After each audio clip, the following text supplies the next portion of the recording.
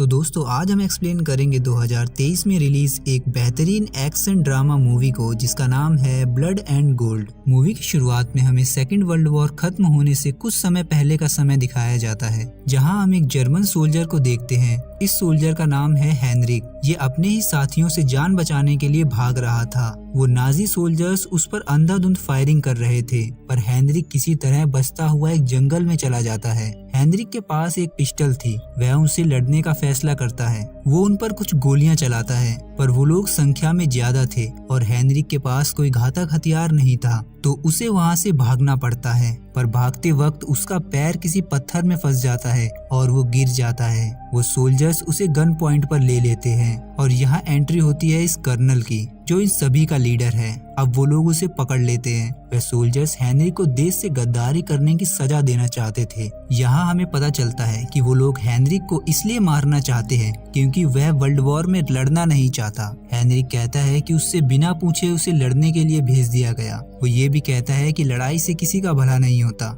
इसलिए अब वो उनकी गुलामी नहीं करना चाहता। यह सुनते ही कर्नल उसे फांसी पर लटकाने का ऑर्डर देता है। यह है सर्जेंट जो हेनरिक को फांसी पर लटका देता है और वो सभी वहाँ से चले जाते हैं। अब हेनरिक की आंखें बंद होने लगती हैं। उसे अपने परिवार की याद आती है जिसमें उसकी बेटी उसे बुला रही थी। वह मरने ही वाला था कि एक लड़की आकर रस्सी काट कर उसे बचा लेती है। वह उसे खींचकर अपने साथ ले जाती है। इधर वो सोल्जर्स सोनेनबर्ग नाम के एक छोटे से गांव में पहुंचते हैं जहां कुछ बच्चे खेल रहे थे। उसमें एक बच्चा सिपाहियों को देखकर डर जाता है। वो भागता हुआ अपने घर जाता है। वो अपने फादर रॉबर्ट को बताता है कि सिपाही आ गए हैं, जिसमें उसका फादर खुश होकर कहता है कि अमेरिकन्स आ गए, पर उसका बेटा बताता है कि अमेरिकन्स नहीं हैं, जर्मन सोल्जर्स हैं। ये सुनते ही रॉबर्ट डर जाता है और अपनी वाइफ से वहाँ हिटलर की फोटो लगाने को कहता है। इधर हेनरिक को होश आ जाता है। वो लड़की उसे अपना नाम एल्सा बताती है। एल्सा अपने छोटे भाई पॉल के साथ वहाँ रहती थी।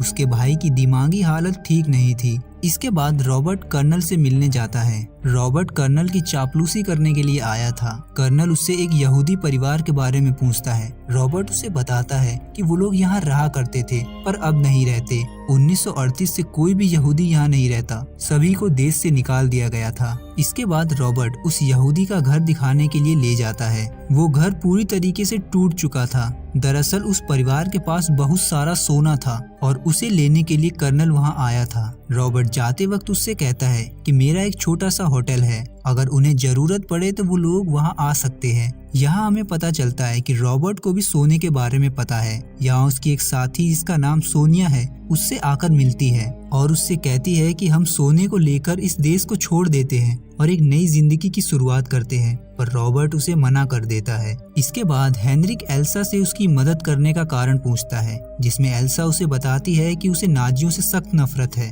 क्योंकि जब उसके पिता ने उनका विरोध किया था तो वो लोग उन्हें उठाकर ले गए और वो फिर कभी वापस नहीं आए। एल्सा को उसके घर और खेत से भी निकाल दिया गया, जिससे वह अब अपने गांव से दूर एक छोटे से घर में रहती है। इधर कर्नल रॉबर्ट के होटल में पहुंचता है और फ्री के खाने का मजा लेता है। वहां कर्नल सर्जन से कहता है कि कल जाकर कुछ खेतों की तलाशी लेना क्योंकि उन्हें राशन की जरूरत है। अगले दिन सर्जेंट उस यहूदी के घर की छानबीन शुरू करवाता है। वहीं पर कर्नल आता है। तब सर्जेंट उसे बताता है कि अमेरिकी सोल्जर्स वहां आ रहे हैं और हमारे पास ज्यादा वक्त नहीं है। पर कर्नल को तो वो सोना किसी भी हाल में चाहिए था, तो वो सर्जन से कहता है कि तुम भी उस भगोड़े की तरह भागना चाहते हो। वो ये भी कहता है कि तुझे तो मैंने राशन लेने के लिए भेजा था, तू यहाँ क्या कर रहा है। इसके बाद हम देखते हैं कि पॉल अपनी भैंस रीटा को पानी पिला रहा था। वहीं हेनरिक एल्सा से कहता है कि अब उसे जाना होगा, उसे बहुत जरूरी काम करना है। हेनरिक अभी पूरी तरीके से ठीक नहीं हुआ था, वो ठीक से कपड़े भी नहीं पहन पा रहा था। एल्सा उससे कहती है कि तुमने अपने बारे में कुछ नहीं बताया। तब हेनरिक उसे अपनी फैमिली की फोटो दिखाता है। वो बताता है कि उसकी फैमिली एक धमाके में मारी गई,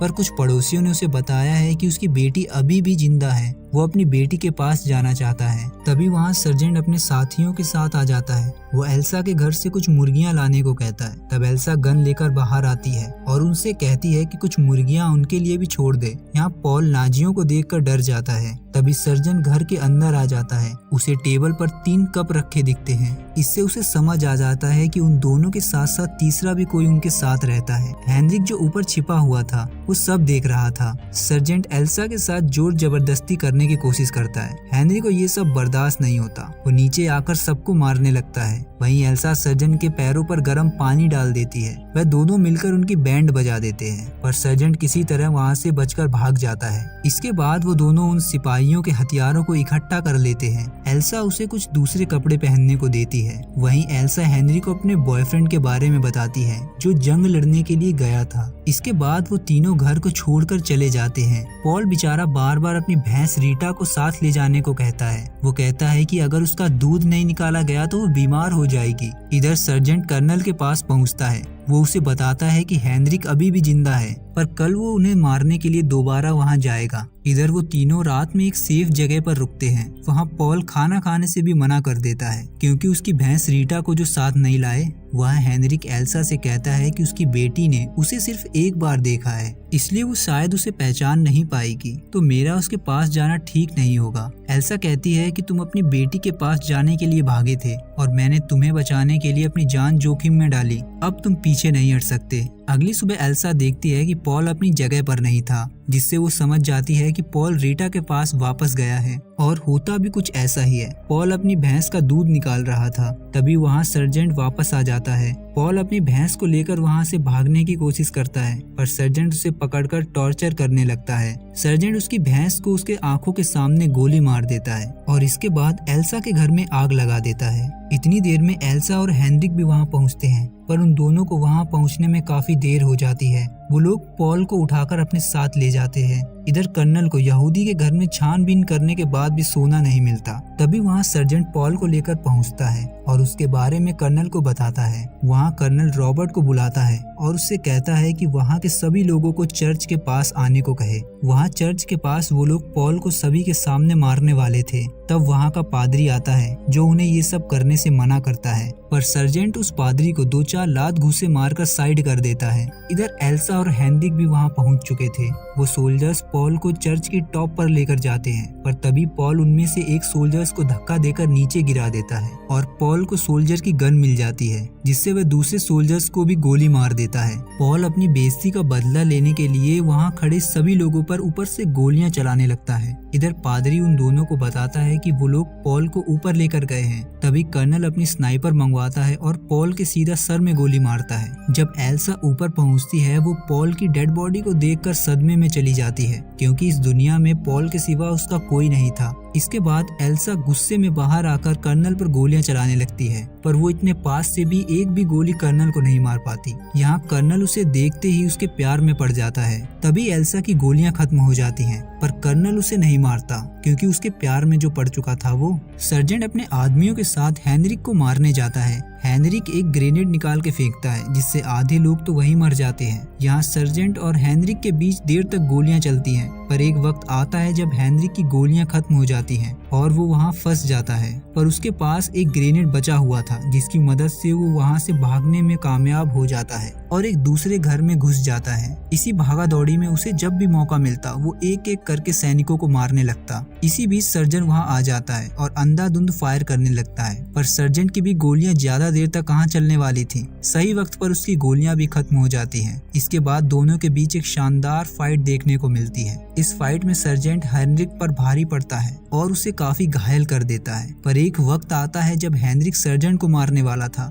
कि तभी वहाँ अमेरिकन जहाज आकर गोलियां बरसाने लगते हैं। इतनी ही देर में सर्जेंट को वहाँ से भागने का मौका मिल जाता है। वह अपने साथियों को बुलाता है और एक बार फिर हेनरिक को ढूंढने चला जाता है। हेनरिक उस पादरी के घर में छुप जाता है। वहाँ उस पादरी की वाइफ आती है और उसे देख लेती है, पर वो हेनरिक की मदद करती है। वह उसके घाव को साफ पानी से धोती है और उसकी मलहम पट्टी करती है। यहाँ वह अपने दोनों बेटों के बारे में बताती है जो कि सोल्जर्स थे और वह जंग में गए थे और शहीद हो गए। तभी वहाँ पादरी भी आ जाता है जो पॉल की डेड बॉडी को दफन करके आया था। हेनरिक उसे एल्सा के बारे में पूछता है। तब पादरी उसे बताता है कि कर्नल उसे उठाकर होटल लेके गया है। हेनरिक उससे पूछता है कि ये नाजी सोल्जर्स यहाँ क्या करने आए हैं। तब पादरी उसे बताता है वो लोग यहाँ सोना लेने के लिए आए हैं। इधर रॉबर्ट अपने साथियों से मिलता है। रॉबर्ट उनसे कहता है कि वो सोना कर्नल को दे देगा, क्योंकि उसने ऐसा नहीं किया तो वो लोग उसकी फैमिली को मार देंगे। पर तभी वहाँ सोनिया आ जाती है जो रॉबर्ट के सर पर जोरदार हमला करती है। सोनिया अपने साथियों से रॉबर्ट को जान से मरवा देती है, क्योंकि क्योंकि सारा सोना अब वो खुद लेना चाहती थी।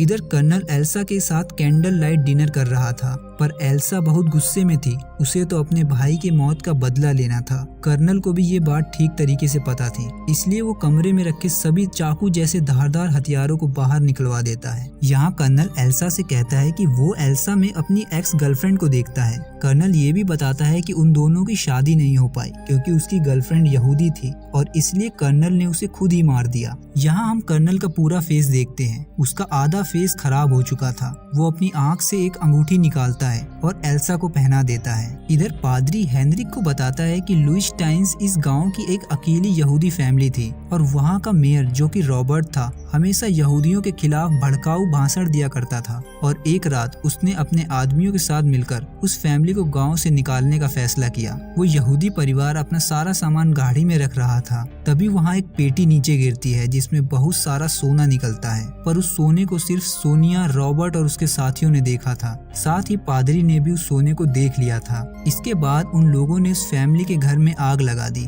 पादरी कहता है कि मैं खड़े होकर सब देखता रहा, मैं कुछ कर नहीं पाया। पादरी कहता है कि रॉबर्ट और उसके आदमियों ने मिलकर उस सोने को कहीं छिपा दिया है और वो लोग हालात ठीक होने का इंतजार करने लगे। पादरी कहता है कि वह सोना उन्हें नहीं मिलेगा और होता भी कुछ ऐसा ही है। सोनिया और उसके साथी सोना लेने के लिए आते हैं तो वो देखते हैं कि सोना अपनी जगह पर नहीं है। तब सोनिया उन दोनों पर शक करती है कि उन दोनों ने मिलकर सोना कहीं और छिपा दिया, पर तभी सोनिया को याद आता है कि पादरी भी वहाँ पर मौजूद था, तो शायद सोने के बारे में उसे भी पता है। पादरी हेनरिक को बताता है कि अब सोना चर्च में है, जो कि उसने उन खूनियों से बचाने के लिए वहां छिपाया था। हेनरिक उससे उस सोने के पास ले जाने को कहता है। इधर एल्सा मौका देखते ही कर्नल की अंगूठी से एक जहर की गोली निकालती है। नाजी लोग हमेशा अपने साथ जहर रखते थे क्योंकि सिचुएशन खराब होने पर वो लोग अपने आप को ही मार लेते थे। इसके बाद एल्सा अपने मुंह से वो गोली कर्नल के मुंह में ट्रांसफर कर देती है, जिससे कर्नल की कुछ देर बाद मौत हो जाती है और एल्सा वहां से भाग जाती है। इधर पादरी हेनरिक को सोना दिखाकर घर वापस आ रहा था, तभी वहां सोनिया और उसके साथी आकर उसे पकड़ लेते हैं और सोना कहाँ है ये पूछने लगते हैं। इधर सर्जेंट रॉबर्ट के होटल में बैठा हुआ था, तभी खिड़की से एक बड़ा सोने का बिस्किट आकर वहां गिरता है। सर्जन इतने में ही डर जाता है। वो सोना हेनरिक ने वहां फेंका था। हेनरिक उसे बात करने के लिए बाहर बुलाता है। हेनरिक सोने के बदले एल्सा को छोड़ देने को कहता है। सर्जेंट तुरंत कर्नल के पास जाता है, पर कर्नल तो मर चुका था। तब सर्जेंट को लगता है कि कर्नल ने सुसाइड कर लिया है। इसके बाद सर्जेंट खुद को ही बॉस मानने लगता है, पर उसके लिए प्रॉब्लम ये थी कि एल्सा वहाँ थी ही नहीं। तब सर्जेंट रॉबर्ट की वाइफ को एल्सा बनाकर बाहर भेजता है। हेनरिक उसे अपने मुंह से कपड़ा हटाने को कहता है, पर तभी वो लोग वहाँ एक ग्रेनेड से ब्लास्ट कर देते हैं, जिससे हेनरिक बेहोश हो जाता है। इधर एल्सा भागकर उस पादरी के घर पहुँचती है। वहाँ उसे पता चलता है कि हेनरिक उसे बचाने के लिए गया था और अब शायद वो बहुत बड़ी मुसीबत में फंस चुका है। एल्सा उसे बचाने के लिए वापस जाने लगती है, पर वहाँ पादरी की वाइफ कहती है कि तुम अकेले नहीं जा सकती। तब वो एल्सा के साथ जाने की तैयारी करने लगती है। इधर सोनिया पादरी को मार मार कर सोने का पता निकलवा लेती है। अब हेनरिक को जब होश आता है तो वो देखता है कि सर्जन ने उसे बचाने के लिए उसे अपना खून दिया है, पर उसने ऐसा इसलिए किया था ताकि हेनरिक उसे सोने का पता बता सके। वहाँ सर्जेंट उसे धमकी देता है कि अगर उसने नहीं बताया तो वो उसकी बेटी को मार देगा। अब पादरी सोनिया को चर्च में लाता है जहाँ सोना रखा था। अब उन्हें सोना मिल जाता है, पर हेनरिक ने उसमें पहले से ही कुछ ग्रेनेड रख दिए थे। वो जैसे ही पत्थर हटाते हैं एक जोरदार ब्लास्ट होता है और उन दोनों की मौत हो जाती है, पर सोनिया बच जाती है। इधर हेनरिक भी सर्जेंट को चर्च लाता है। उनका पीछा करते करते एल्सा भी वहाँ पहुँच जाती है। चर्च में पहुंचकर सर्जेंट पादरी को गोली मार देता है। वहाँ एक सैनिक सोना भरने के लिए ट्रक से पेटी लाने के लिए जाता है, पर तभी वो देखता है कि बाहर एल्सा तोप लेकर खड़ी है। एल्सा चर्च के ऊपरी हिस्से में निशाना लगाती है, जिससे उस चर्च का ऊपरी हिस्सा टूटकर नीचे गिरने लगता है। हेनरिक बेचारा इस हालत में नहीं था कि वो उन लोगों से लड़ पाए। तभी एल्सा और पादरी की वाइफ चर्च में पीछे से घुसते हैं और कुछ सैनिकों को गोली मार देते हैं। एल्सा एक गोली सर्जेंट को भी मारती है, पर वो गोली उसके कंधे में लगती है। इसके बाद सर्जेंट पादरी की वाइफ को पकड़ लेता है, पर उसके पास इमरजेंसी के लिए एक चाकू था जिससे वो सर्जेंट को मार देती है। पर तभी एक दूसरा सोल्जर उसे मार देता है। अब एल्सा कड़ी मशक्कत करने के बाद उस सोल्जर को मार देती है जिसने पादरी की वाइफ को मारा था। यहाँ हम देखते हैं कि सर्जेंट अभी मरा नहीं था, वो एल्सा को गला दबाकर उसे मारने लगता है। हेनरिक की हालत बहुत खराब थी, वो खड़ा भी नहीं हो पा रहा था, पर वो रेंगते रेंगते सर्जेंट के पास तक पहुंचता है और उस पर पीछे से हमला कर देता है। हेनरिक कहता है कि तुझे सोने की भूख है तो ले, अब सोना खा ले। इसके बाद एल्सा हेनरिक को लेकर वहाँ से निकल जाती है। यहाँ हम देखते हैं कि एक बेचारा सोल्जर डर की वजह से छिपा था। एल्सा और हेनरिक के जाने के बाद वो बाहर निकलता है और इतना सारा सोना देखकर वो खुश हो जाता है, पर तभी सोनिया पीछे से उसे गोली मार देती है। वो अभी तक मरी नहीं थी। वो सारा सोना लेकर देश छोड़कर जाने लगती है। तभी हम न्यूज़ सुनते हैं कि हिटलर मारा गया है और दूसरा विश्व युद्ध अब शायद खत्म हो जाएगा। तभी सोनिया की गाड़ी अचानक ब्लास्ट हो जाती है क्योंकि अमेरिकन वहां आ चुके थे। अब सोना अमेरिकन के हाथ लग जाता है, पर वो लोग सरकार को ना बताकर उसे आपस में बांटने का फैसला करते हैं। और ये पड़ी सोनिया जो सोने के लिए पागल हो गई थी और अब हमेशा के लिए सो गई। इसके बाद हम देखते हैं कि हेनरिक अपने गाँव पहुँचता है। वहाँ वो अपनी बेटी को सही सलामत देखता है जो कि अपने दादा दादी के साथ रहती थी। हेनरिक उससे मिलकर काफी खुश होता है और इसी के साथ इस मूवी की हैप्पी एंडिंग हो जाती है।